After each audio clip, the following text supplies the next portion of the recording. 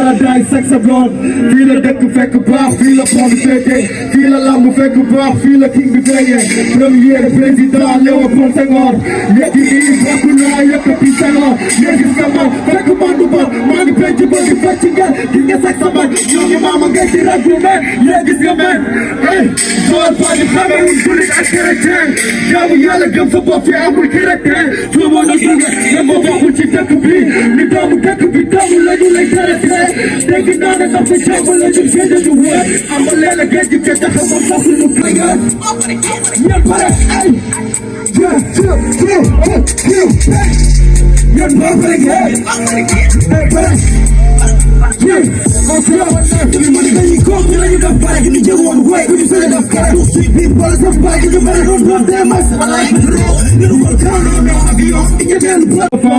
paradise sexe blonde fii la dëkk fekk baax fii la pont féete fii la lamb fekk baax fii la king bi feeñee premier président Léopold Senghor léegi nii bokk naa yëkkati Senghor léegi nga ma fekk man du ba maa ngi penc ba di fecc ngeen gis nga sexe ba ñoo ngi maama ngay di raglu mais léegi nga meen hey Joal Fadiouth xamewul jullit ak chrétien jaamu yàlla gëm sa bopp fi amul chrétien soo mën a jóge ne ma bokkul ci dëkk bi ni doomu dëkk bi doomu la ñu lay traité dégg naa ne ndax sa jàmm la ñu géej du wër amal leen a géej gi te tax ma sax lu player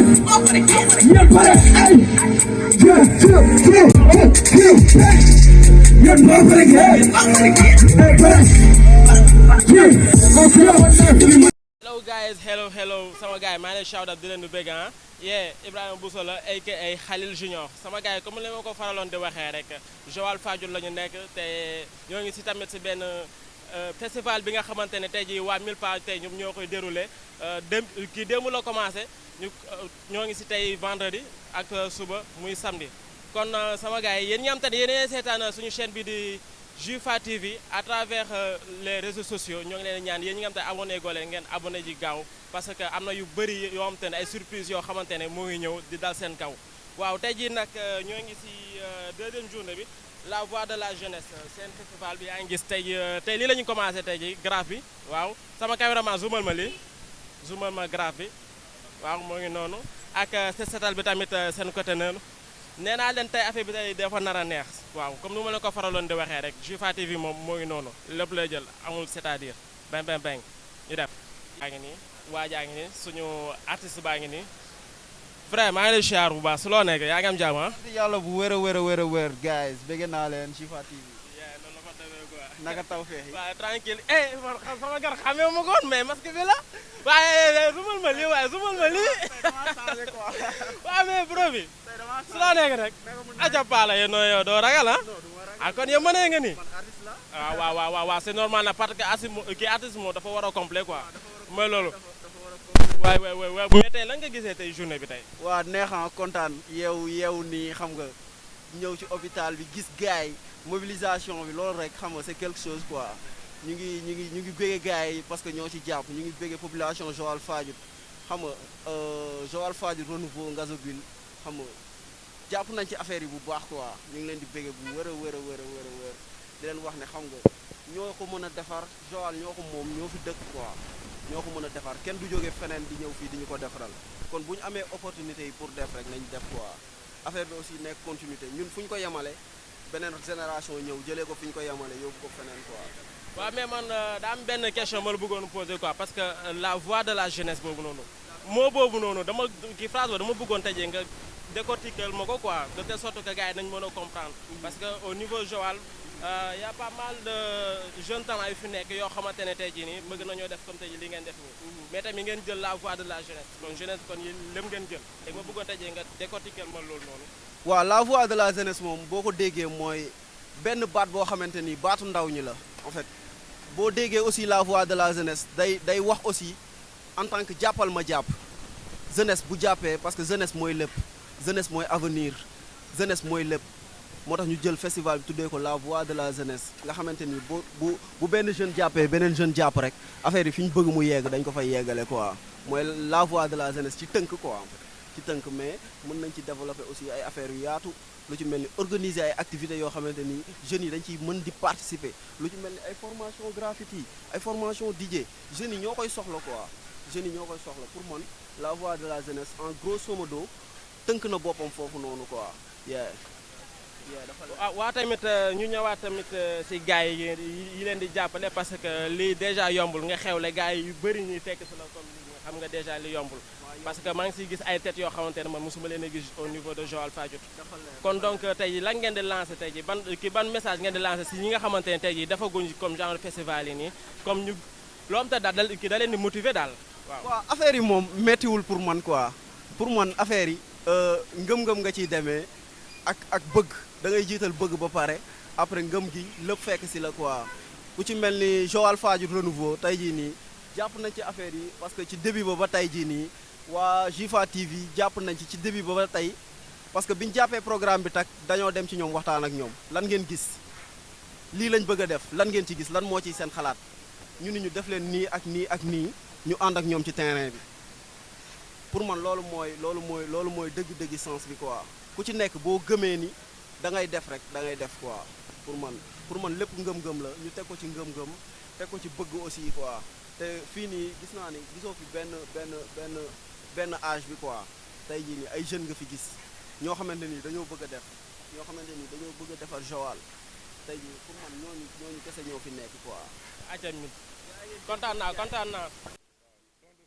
ñu ngi leen di nuyu di leen gërëm su loo nekk ñu ngi sant bu baax. tur bi naka la. Malick Faye la. Malick Faye. waaw Malick Faye sa kanam dama ko xaw a xàmmee fan laa ko xàmmee exactement. ci nawetaan. waaw li bettuma waaye li si nawetaan la war a doon waay su loo nekk nag tranquille. ñu ngi sant bu baax. ok sa présence fii nii lan la si sa link ak waa Milpa Music. waaw taxawaay bi nag ñaari pàcc la. benn bi ci Milpa Music ñu yàgg vraiment di liggéey ak ñoom ci wàllu culture bi dara doonulee dara ñuy liggéey ci wàllu culture. tey ñu ñëwaat ci beneen côté bi mooy tey ma nekk tey un membre du bureau du comité de santé de Joal ñu ànd ak ñoom tëgg benn genre initiative boo xam ne tey dañoo jàpp ne balaa ngaa def dara muy culture na nga am wér-gu-yaram ci biir loolu la ñu toog waxtaan ñoom ak waa comité de santé et les médecins chefs ñu toog tënk benn programme boo xam ne tey yaakaar naa ne tey lu waay di defit waru ñëw fàtte li nga xam ne mooy wér-gu-yaram ginnaaw ci biir loolu la ñu jël ci seen biir festival bi jagleel benn programme boo xam ne mooy investissement humain parce que bëccu fajukaay dafa war a nekk loo xam ne dafa war a mun a am hygiène te tey ñoom jàpp nañ ne tey Joal la ñu am tey ñu ngi ci culture mais war nañ def li nga xam ne mooy activité citoyenne xam ne tey doomu Joal lañ xam ne tey ñoom ñoo ko war a mun a naatal moo waral tey bés bi ñu nit ñu ñëw ànd ci ñaari côté yëpp bokk ci ñoom ànd ak ñoom nekk seen kilifa nekk seen grand en même temps aussi nekk membre du comité de santé loolu moo waroon teewaay bi fii di oo tamit bépp jeunesse aussi du Joal Fadiouth ñu am même initiative bañ a xaar kenn sol sunu daal takk sunu ndëgg def li nga xam ne mooy li Joal Fadiouth di xaar ci ñun jërëjëf. ok waaw tey jii lan ngay wax tey jii autorités yi nga xamante ne ñoo ngi si dëkk bi te waroon a mën a jàpp si kii genre mouvement yi nga xamante ne moo ngi si Joal te jàppuñu si. loolu nag damay jàpp ne feebaru Sénégal la du Joal kese parce que ñun dañoo jàpp ne tey autorité balaa ngaa mun a wuyu sa askan rek nga nekk ci li nga xam ne moom mooy sa soxla mooy waajtaayu élection tey man dama koy wax tey képp kuy dem tey ci kilifa autorité yaakaar naa ne doo fa jëlee dara mais nag ñun ñoo war a gëm ne autorité ñoo koy teg sunu bopp du ñu autorité parce que sans ñun ñoom du ñu dem kon ñun nañu fexeel sunu bopp defal sunu bopp du boobaa ñoom ñu fekk ñu si mais duñu bulee ci njël lépp teg ko ci seen kaw du dem te yow yaakaar naa ne autorité moom tur la rek. yaakaar nañu ci nekk ci li nga nekk war nga fa am mënoon autorité boobu ci xaar kenn voilà. ok grand Malick ñoo ngi lay jaajëfal jaajëf. ñu wax Miliki parce que dañu ne Milpa yaa Miliki yaa Pala soo ko tënkee muy. Milpa Music yee waa Joal Fadiouth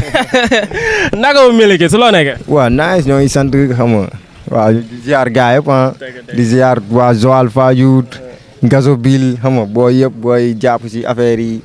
rappeurs yi tamit gars yëpp ñu ngi leen di nuyu di leen ziare. waaw léegi sànq maa ngi woon ak Pala te defe naa ne am na lu mu jot a wax mais dama bëgg yow nga ñëw rek continuer affaire bi quoi parce que continuité lay doon dama bëgg tey nga ñëw direct si festival bi direct waaw nga tojal ñu ko quoi festival bi lépp. waaw jusque festival bi tey defoon nañ première édition bi bii mooy deuxième édition bi xam nga c'est pour la jeunesse. moo tax sax ñu tuddee ko la voix de la jeunesse tey jii pour jeunes yi nga xam ne ñu ngi fii tey ñu mun a jël ay initiative yoo xam ne te duñ ci xaar kenn quoi duñ ci xaar ma Samba duñ ci xaar ma Demba ñoom dañuy jël seen initiative teg ko après lu ci des mbiru yàlla la quoi tey jii tamit di pour wax ak jeunes yi tamit xam nga pour ñu gëm seen bopp pour xam nga boo xoolee jeunesse bi ñu bëri dañuy dépendre ci ay politiciens wala ay kii nii te xam nga gars yi seen bopp lañ fi nekkal buñ faloo jeex na gars yi ku ci am li nga bëgg rek après jeex na quoi doo gëstu et tout ñun nag festival la voix de la jeunesse ci loolu la ñuy gën a kii quoi initiative loolu moo gën a tax ñu jël ko et tout. tey jii nag ñu ngi def deuxième édition première édition bi defoon nañ ay affaire defoon nañ lu ci mel ni ay kii exposé sur les plateformes nan ngay def tey ba dugal say son ci plateforme yi daaw aussi yaakaar naa rapport yu bëri jaar nañ foofu noonu commencé dugal seen son yi ci plateforme yi aussi tamit jotoon nañ def ay graffiti ci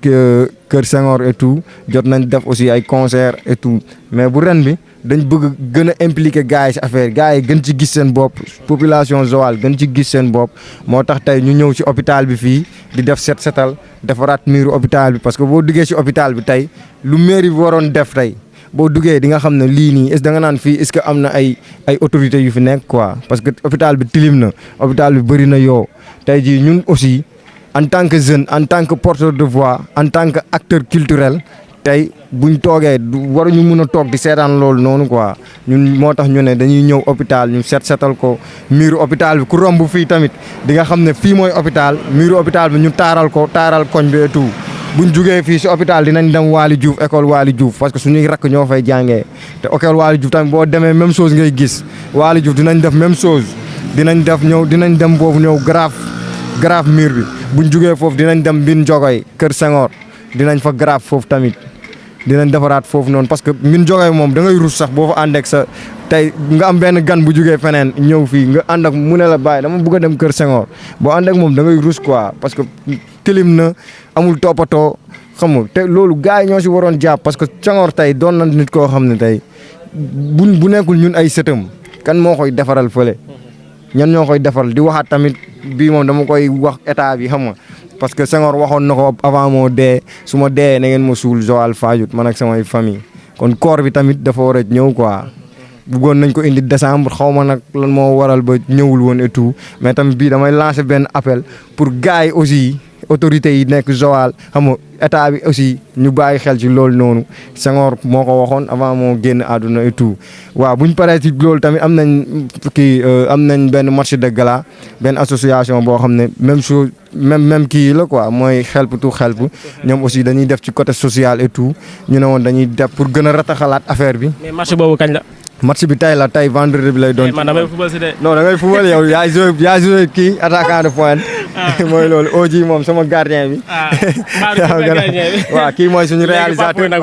Papouy moom latéral bi laa koy jox quoi. waaw kay kon xam nga léegi ma ñëw sa réalisateur bi. frère Cheikh naa la. grand naka mu. su la nekk tranquille alhamdulilah amee doo ma jox bi. waaw bii da ngay diisal rek. damay diisali. waaw mais tey jii dañoo bëggoon a xam yow ban link nga am ak waa Milpa Music ba mujjee doon seen réalisateur. ak kii bi xamante mi fan la amee quoi xamante bi. non man li may njëkk wax mooy maa leen di remercier ci initiative bi ngeen def mooy ñëw bi ngeen ñëw assister booy ci seen affaire yi parce que man booy Miliki laa ci xam parce que moom moo ma contacté woon Facebook et puis ma ñëw fi seen dëkk xamam gis seen situation gis affaire yi nu mu demee ma jàpp ci te dama ciy jàpp ba koroog leneen di xew en fait loolu moo ma booleeg Milpa te xamam ma dem na ma bokk Milpa même bu ñu xewlee sax. benn affaire boo xam ne benn jour la sax damay jóge Dakar ñëw fi pour def jàpp waa Dakar nga quoi. waaw mais initiative bi moom nice na quoi d'après daaw defoon nañ ko comme li Malick waxoon rek defoon nañ lépp li nga xam ne waroon na ci daaw te amul benn autorité bu si jàppoon ñu def lépp ak suñuy propre moyen te booy boo xoolee seen situation ñoom ñëpp ay jeunes lañ lépp lu ñuy amal seen bopp ñoom ñoo koy dajale comme ñoom ñoom Pa la ñoom Malick ñoom RRA booy ñoom ñëpp ku si nekk day def pour ñu def festival bi te tey ñun bu ñu falee maire pour mu toog fi man fi ma dëkk d'après man fi ma dëkk xawma ba xam Joal fi ma dëkk ñun bu ñu la joxee lettre de demande boo xam ne maire bi lañ ko adressé ak fépp fi nga xamante ne fa la nit ñi sax di fajoo mooy poste de santé yi wala hôpitaux yi maire bi dafa war a réagir qu'importe parce que li waral tey jeune bi tey ñoo taxaw fii di ko defar pour mu set ak hôpital muy set parce que ñun bu ñu feebaree fa lañuy fajoo moom bu feebaree fa lay fajoo amaana ay doomam sax duñ fa fajoo mais man dëkk moo fi li may wax mooy maire yi nañ ñëw teg loxo gars yi ñiy def Help to Help ak ñiy def social ñu jàppale leen Milpa nag Milpa wu ñëpp la fii si Joal muy booy jeune rapport yëpp comme ni ko Malick waxee ñun ñëpp ñoo yem dañu defoon daaw rek moom la ñuy defaat ren même chose exposition yi dinañ amoon documentaire boo xam ne ABD mooy ménagère booy moom la ñuy wane documentaire film benn livre bu mu bindoon deme lay am demain soir Lagune loolu daal laa gis si affaire yi que ne affaire mi ngi nice waa Zife xaw ma Zifa waaw Joal Fadiouth TV nice aussi bu la neexoon ngeen toog bañ a jàppale booy mais xam nga Joal ñëpp la quoi man su ma duggee Joal dama naan Joal ngandul ngand bu war a jaaxal nit ñi parce que pour man bu ñëpp jàppalantee rek Joal benn koñ la rek bu ñëpp jàppalantee dañuy avancé di remercier Jazz moom moo géré côté organisation di remercier RRA Badjo xam nga ak yenn gars yi surtout xale yu jigéen yi dañuy xëy bàyyi am nañ fi ay élèves tamit yu bàyyi seen classe ñëw jàpp ci set setal bi pour man Milpa for life. ok frère bi jaajëf. ma jël ko sama gànneera ma jël ko xam naa daa bëgg a feeñ. frère si loo nekk. waaw maa ngi nii rek gars tranquille ah. nice au calme. nice man moo xam naa tur bi ba pare mais léegi dama lay bàyyi léegi nga présenté wax yow yaay kat ak sa diggante waa Milpa Music fan la déroulé yooyu noonu. waaw avant tout maa ngi leen di nuyu quoi parce que initiative bi rafet na bu la neexoon tamit ngeen ne booy fay ñu donc duñ def mais da ngeen def déplacement ñëw xam nga jàpp si affaire bi pour mu gën a nice parce que lépp Joal Fadiouth la quoi te yéen aussi Joal Fadiouth ngeen di teewal Milpa Music tamit Joal Fadiouth lay teewal quoi xam nga ñun ñëpp ñoo bokk ndey ak baay affaire yi moom nii la bu sa morom xewlee rek da ngay ñëw teg ko loxo pour lépp gën a nice quoi parce que ñun ñëpp Joal la ñuy teewal waaw Milpa Music nag parce que mën naa ne man ci staff bi laa bokk man ma chargé d'organisation bu Milpa Music quoi xam nga di remercier gars yi tamit ay ñoom RRA ñoom OG bi wan ñoom Miliki ñoom Pala gars yi nekk si staff bi yëpp waaw ñu ngi leen remercier quoi. te benn message tamit parce que Miliki sax bu mu taxee moo ngi koy wax nee na nga remercier ko docteur Guèye. waaw ok ñun docteur Guèye mën nañ ne amuñ fayam parce que mën naa ne autorité nekk Joal yëpp moom kese moo si jàpp. festival li muy rëy ñun ñoo ci dem ak suñuy moyen bopp quoi kenn jàppale ñu du mairie du benn autorité à part docteur Guèye moo yëkkatee xaalisam jox ñu ngi koy remercier bu baax di remercier aussi suñu benn grand Omar Balde parce que moom tamit day jàpp si ay affaire Milpa Music quoi ñu ngi koy remercier bu baax quoi xam nga di wax Joal tamit affaire nii la parce que dafa métti tamit da ngay teg say affaire xam nga rien que pour Joal la quoi doo ci am benn intérêt yow intérêt personnel doo ko ci am mais après gars yi dañ lay gis ngay teg ay affaire ay ñu ñëw jàppale la mais dañ lay toog di la seetaan naan booy dañoo am jot alors que affaire yi newul loolu ñun ñii ñëpp ku nekk tey am nga affaire boo xam ne si ngay yëngu su la neexoon nga dem focus yi xam nga toog gérer sa bopp mais lépp Joal la quoi dañoo bëgg affaire yi gën a nice te xam nga ñun tamit aussi dañuy yëngu ci affaire culturelle ak sociale lépp donc xam nga waaw affaire yi moom ñu gën a nice rek ñun chaque fois ñu ngi ci tamit. ok kontaan nañ papa waaw RRA bi dama ko sànq dëkk ak micro muy daw quoi RRA yow lan nga si Milpa. waaw man nag mën naa ne maa ngi si biir staff bi si management bi laa nekk quoi si ménagerie laa bokk waaw je suis chargé de la communication maak game waaw ak ñoom Diaz ñoo nekk si organisation bi ñoom Biwane ñoom Miliki ak Pala ñoo nekk artistes yi quoi affaire bi noonu lay demee ñeneen ñu ñoo nekk background bi quoi staff bi. ok léegi ma gis gars yi tuddee seen kii bi la voix de la jeunesse waaw ak tamit ba pare ñu jël si 3 jours muy seen 72 heures et dama bëggoon léegi tey jii nga ñëw si benn explication bu xaw a tuuti rek bu xaw a bref nii rek si 72 heures bi lan ak lan moo fi am quoi parce que gars yi wax nañ ko pare mais ñaakul am na lu ñu fàtte loo xamante ne yow war nga kaa mën a souligner te ñoom souligner wuñu ko. waaw 72 heures bi mën naa ne la voix de la jeunesse festival bi tudd defoon nañ ko daaw moo nekkoon première édition bi ren ñu def deuxième édition pour mu gën a dóob à chaque fois quoi am na daaw affaire yoo xamante defoon nañ ko ren dañ si yokku cere doole si ñeex affaire bi par exemple dama naan fan laay njëkk a wax dama naan Milpa Music groupe de rap la mais dañuy œuvrer si social di œuvrer si culture parce que chaque jour dama koy wax sama gars yi groupe de rap wala musicien nekkul ne par exemple da ngay génnee clip génnee son kese loolu waroo ko mën a public bi quoi dafa am ay public boo xamante ni par exemple ay enseignants lañ ay docteurs ay nappkat ay réalisateurs ay caméraman yoo xamante ni dañu bëgg par exemple nga leen di waxal quoi yow yaa nekk ay sans voix lañ dañu bëgg nga leen di waxal. léegi comme li nga ma laajte loolu par exemple ren événement bi am na ay set-setal comme ni ñuy def ni graffiti ay synthèse philosophie concert pour ñu tëjee concert. surtout synthèse philosophie boobu noonu yéen ñi nga xam te ne yéen a ngi seetaan Jufa TV élèves terminale yi surtout. waaw loolu moom il faut ngeen ñëw pour ngeen fekkee ko quoi parce que day baax ak professeur Songe j'espère. waaw ok noonu la fa demee quoi. waaw noonu la fa demee mais man dama leen bëggoon remercier bu baax yéen Jufa TV di remercier Ibson bu baax moo nekk si caméraman moo nekk si ginnaaw à chaque fois moom homme d'ombre la doole koy gis lu bëri Khalil moo nekk nii gars yi ñu ngi def lu nice quoi te pour man Joal lii la soxla quoi ay jeunes yoo xamante ils sont engagés ils sont déterminés di jëmmal affaire bi kanam quoi man gis naa ne instant bi gars yi ku nekk ñu ngi si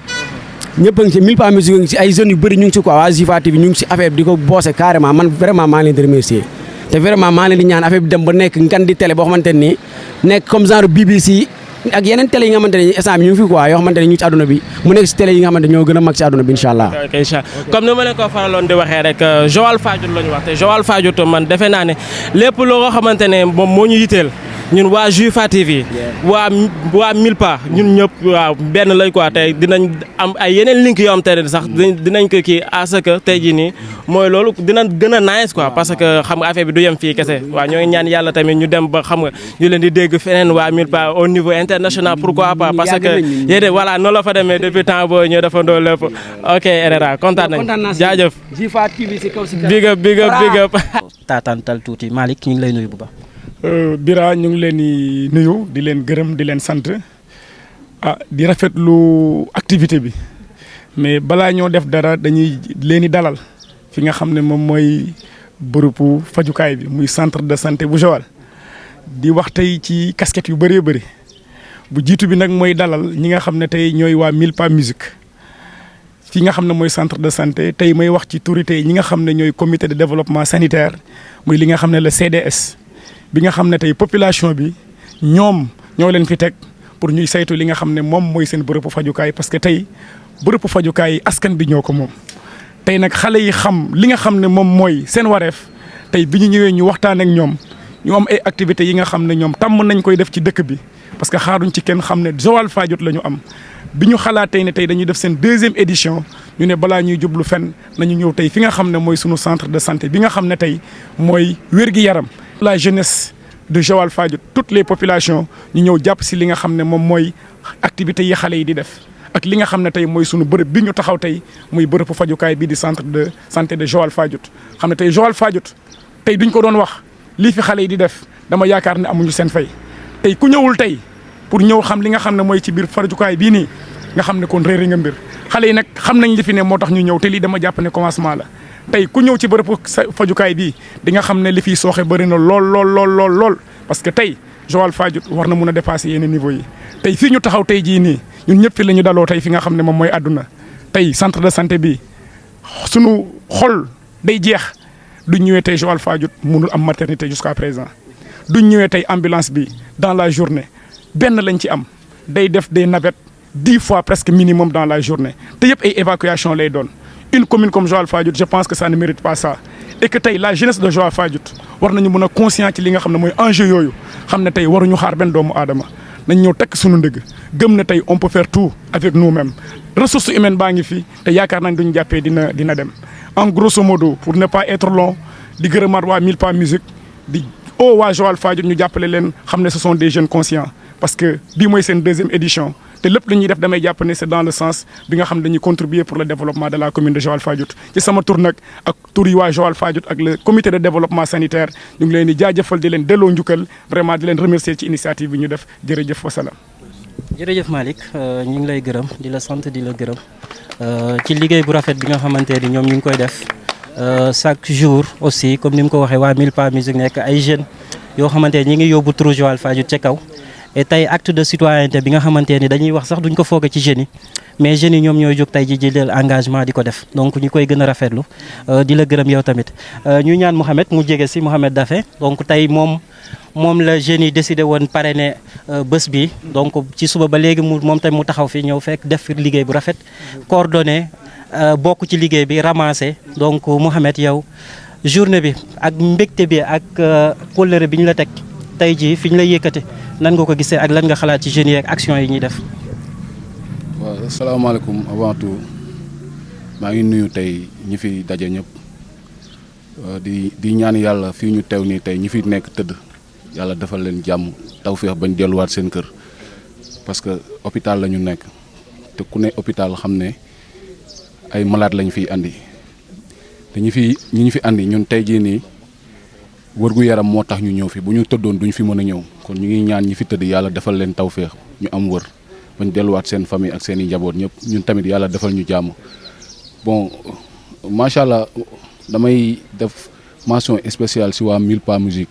parce que li ñu def nii c'est pas évident le fait que ñu jël seen programme 72 heures yi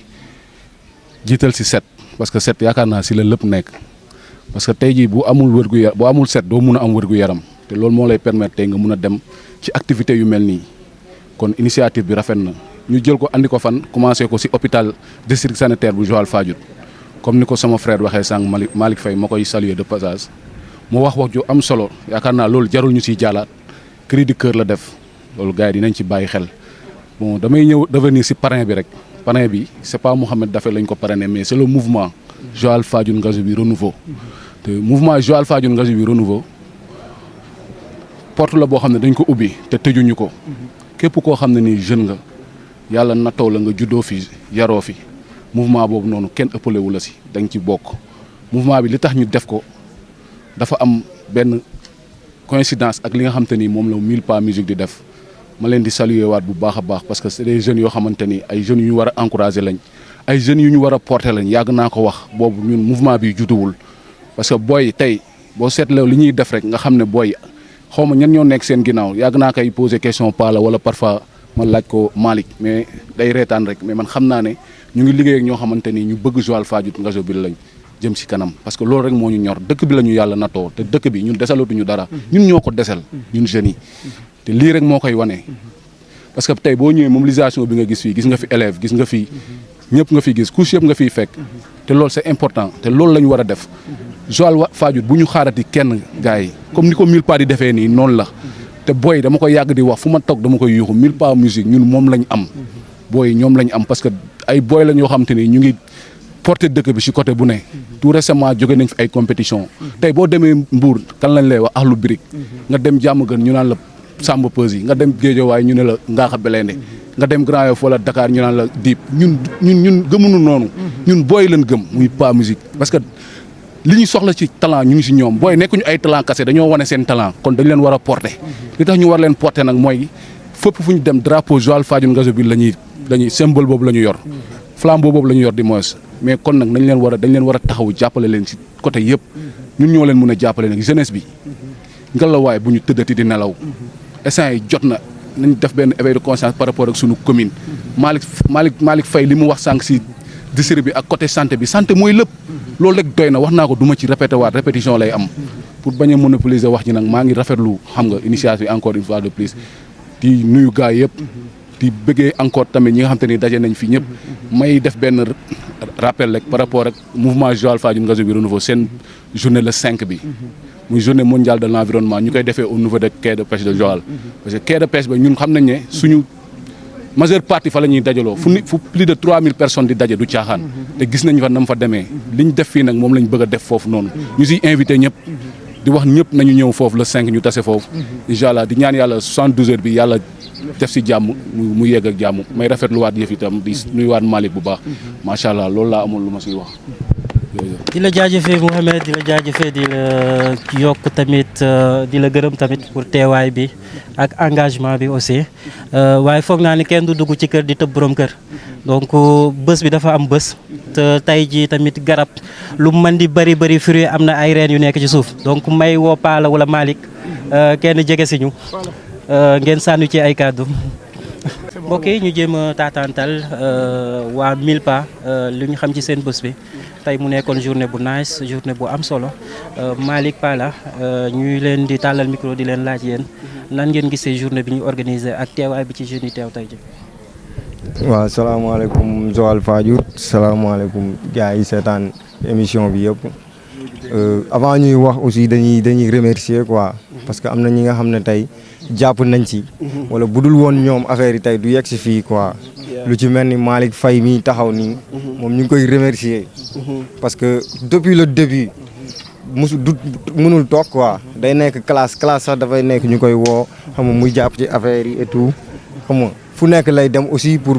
affaire bi et tout quoi kon kooku noonu genre kii nii rek lañ mën a taxaw pour remercier ko di remercier tamit waa Joal Fadiouth Ngazobil renouveau di si jiital le président Daffé parce que moom tamit yàgg nañ xamante. du nuyuwaale aussi tamit le mouvement Joal Fadiouth Ngazobil renouveau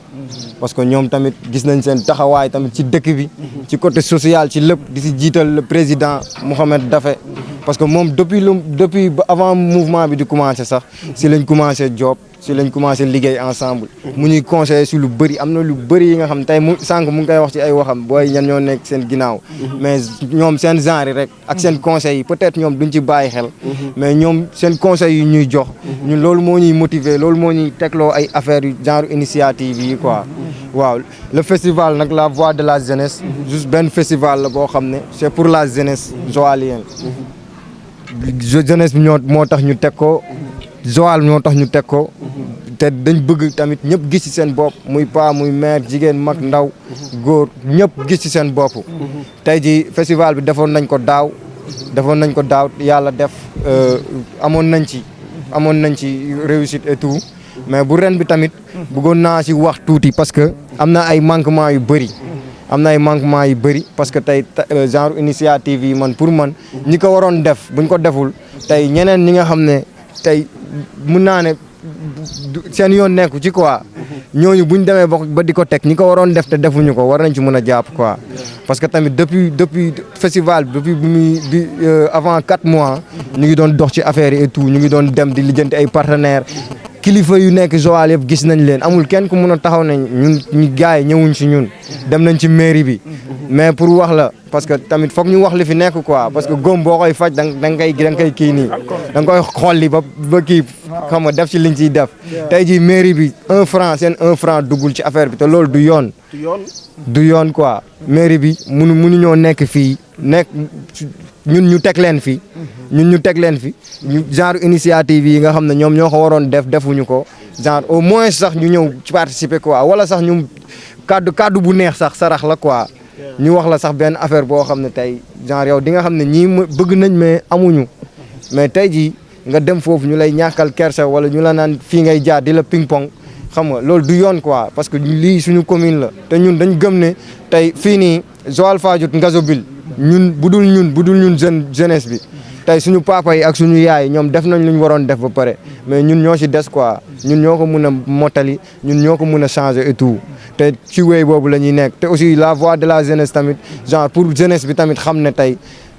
jot na tey ku nekk xam nga defal sa bopp quoi bañ a xaar kenn ci leen parce que gars yi fii instant bi fu ñu toll àdduna bi nii kenn jàppaleetul kenn genre juste yow yaa jël say initiative bu bopp xam nga teg say affaire bu bopp te gëm ko nag parce que dina métti parce que dina am ay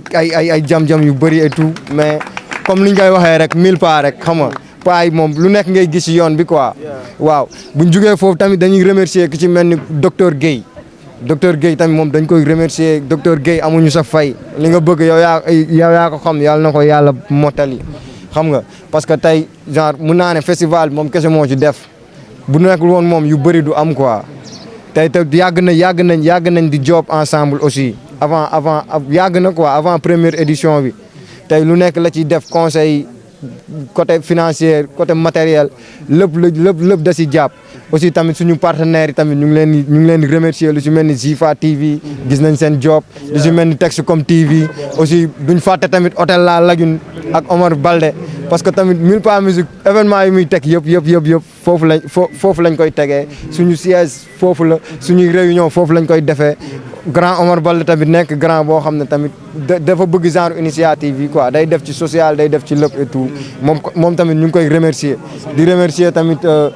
grand Moussa bi taxaw nii tey parce que festival bi moom wax dëgg fa yàlla doxee na ko waxee na ko xam nga def na ci lu mu waroon def yëpp xëy na tamit moom côté bu mu bokkee et tout mooy problème bi mais tey ñu ngi koy remercier daal ci disponibilité am et tout quoi waaw di wax gars yi aussi genre initiative yi ñu ciy gën a jàpp booy aussi di jël seen i propre initiative di teg parce que lii nekkul 1000 pas musique kese quoi parce que man des fois sax bu ñu naan ay 1000 pas musique moo teg lii man loolu sax dafa may xaw a déranger jeunesse Joal ñoo ko teg nekkul 1000 pas musique parce que ñun xam nga gars yi xamee nañ ñu beneen côté quoi mais tey jii yii bu ñu ko tegee pour gars yi ñëw jàpp si jeunesse bi ñëw ñu bokk ko àndu liggéey suñu Joal Fadiouth waaw loolu laa amoon lu may wax ni suñu gàtt quoi. asalaamaaleykum wa rahmatullah maa ngi sommes en période de Covid. Oh, c'est bon. Donc, asalaamaaleykum wa rahmatulah. maa ngi nuyu ñi fi teew yëpp ku ci nekk ci turam ak santam. Man maa ngi wax au nom du mouvement des jeunes cadres donc pour le développement de Joal Fadiouth Nguozobil muy le MJCD 4.7. Bon ci beneen côté aussi di waxee ci camp bi ma bokk mais xam naa loolu ça sera juste rek pour andi correction ndax dama jàpp ne Milpa Musique ci domaine bi muy yëngatu Joal Fadiouth Renouveau ci domaine bi muy yëngatu ñun aussi en tant que mouvement de jeunes ci domaine bi ñuy yëngatu loolu yëpp suñu objectif ñun ñëpp c'est pour jëmale Joal Fadiouth ci kanam la parce que nit ku si nekk rek ci fànn bi nga nekk rek mën nga si béy sa waar xam nga ba ñun ñëpp bu ñu amee fu ñu bokk daje rek affaire bi ñu mën ko pousse ba mu mën a jëm si kanam donc tey loolu si li ma war a njëkk a tàmbalee sama kàddu mooy nuyu autorité hospitalière yi nga xamante ni fii la ñu dalalee activité bi mu nekk une activité citoyenne boo xamante ni suñu patriotisme ak bëgg suñu dëkk moo tax ñi fi bokk daje xooluñu de quelque bord fu ñu mun ci jóge mais aussi dafay jaadu rafet tamit ñun nuyu tamit kilifa dëkk bi muy madame le maire même ak tey jii nii Milpa Musique lu ñu sentirul l'implication de la municipalité aussi buñ si mënee plaindre aussi am nañ si seen droit mais aussi moi je dis jusqu'à ce niveau que c'est un bureau municipal qui vient d'être installé donc tey seen fonctionnement nekk guñu ci rythme bi nga xamante ni xëy na mun nañu soutenir mbooleemu demande yi nga xamante ni ñu nga fay egsi tu vois mais aussi xëy na participation symbolique bi et tout yooyu yëpp am na ci solo mais comme que jàpp nañ ne nu mu tuddati festival la voix de la jeunesse bi dañ koy éditionné cela veut dire que seen loxo bu ñu ko gisulee bii yoon am na benn jamono aussi mën nañu dem ba ci biir aussi seen loxo ñëw bu baax kon tey jii nii am na noo xamante ni maanaam buñ leen ko xarabee donte si seen droit ak prérogative ngeen nekk ëllëg aussi mën na andi ay rapport conflictuel et heurté yoo xamante ni tey man je pense que ñun suñu biir lu ñu war a def dañu war a nekk de concert avec les autorités pour que ñoom bu ñu soxlaa ñoom ñu jot ci ñun aussi bu ñu leen soxlaa ñun tamit ñu jot si ñoom donc du coup pour man ñun ak ñoom sotti si ak def si kese la donc di wax ne lii Milpa Musique def les jeunes yu bëri ñëw associé si aussi Joal Fadiouth Renouveau aussi le 5 bi di coïncider ak journée mondiale de l'environnement bi nga xamante ni ci quai de pêche bi la fi concentrer le maximum de l'économie de la ville foofu aussi dañ fay dem tamit pour def assainissement mu nekk activité citoyenne aussi donc je pense que bu ñuy wax un corps sain dans un esprit sain tey li ñu def fii ci hôpital bi parce que wérgu yaram la li ñuy war a def fële tamit ca port bi aussi wérgu yaram la tey aussi loolu entraîne en corrélation ak li nga xamante ni peut-être activités yi ñu ngi koy def d'une manière périodique parce que nekkul tout le temps chaque jour lañ koy mais xam nañ ne actuellement la municipalité posé nañu au moins benn acte boo xamante ni ça entre dans le cadre de l'environnement du nettoiement ak de l'assainissement et de la salubrité de la ville parce que tey projet bu mel ni bu ñuy wax le projet FERA instant bii ni ici initié nañ ko mu jël 130 jeunes yoo xamante ni dans la commune tey dinañ gis régulièrement donc ñuy nettoyer la ville kon cela veut dire que cause boobu noonu municipalité bi teg na ko Milpa Musique teg na ko Joal Fadiouth Renouveau teg na ko yeneen i mouvement ci dëkk bi aussi bu ñu ko tegee gëm naa ne tey lu ñuy mën a wax aussi l'hygiène publique de la ville dinañ dem ba Joal Fadiouth Nguozobil ku fi dugg di nga nekk dëkk bi c'est une ville propre c'est une ville saine te c'est une ville qui respire te loolu noonu c'est une ville prospère te loolu yëpp dafa nekk loo xamante ni dëgg-dëgg ñun en tant que jeunes yi ñun fi ñu toll si suñu jamono aussi dañ ko war a porter muy war a nekk suñuy engagement individuel mais aussi muy war a nekk suñuy engagement collectif donc man maa ngi rafetlu initiative bi vraiment di ko magnifier di wax ne tey jii nii autorités yi ku ci ñëw impliqué wu c'est parce que da ngaa def sa devoir ku si ñëw aussi impliqué woo si aussi xëy na peut-être sensibilisation bi ci niveau bi mu war a egg ba implication boobu noonu am si je pense que tout ça peut venir avec le temps donc ñun jeunes yi ñuy bañ di demee ak suñu fougue ñuy bañ di demee aussi parfois ak suñuy colère ak suñu yenn manifestation tout ça nous disant que ñun instant bi li ñu war a gën a primer moo nekk suñu intelligence te aussi ñun tamit jeunes yii nii c'est des jeunes qui sont conscients donc pour dire que donc de quelque bord que ce soit donc épris de conscience citoyenne et patriotique bi tax tey jii nii au niveau de notre localité ba si sa weewu tànk tax ku si nekk tey jii nii vraiment nga ñëw di am sa engagement ak sa dévouement di def sa don de soi defe naa ne loolu noonu ñun ñëpp ñu ngi si li ñu war quoi donc bu ñu xarab kenn quoi nañu nekkat affaire yi nii la doxee bii yoon ëllëg beneen jamono dina doxewaat xam nga ci beneen yoon bu gën a évoluer donc ñu amee ko esprit yooyu noonu te xam ne tey jii nii ñun ñëpp li ñu bëgg te constat bi ñun ñëpp moom la ñu defandoo ne Joal Fadiouth dañ ne dafa nekk en retard kon nag tey jii nii que jeunes yi conscience yi que mag yi conscience yi que femmes yi conscience yi que yeneen couche de la société ñëpp conscient de dellu gannaaw boobu noonu nga xam ne dëkk bi dellu na ko gannaaw ñun ñëpp ñu bëgg dëkk bi jëm ci kanam kon ñun ñëpp ñoo war a jàppandoo xàcceendoo yëkkateendoo dóorandoo bu ñu puusandoowee bu boobaa du ñu tudd diw ñun ñëpp ñu ñooy bokk dans la même chose te loolu dafa am solo donc ma bañ a guddal maa ngi remercier ñëpp di leen sant di wax vive Milfa Musique lii nii yàlla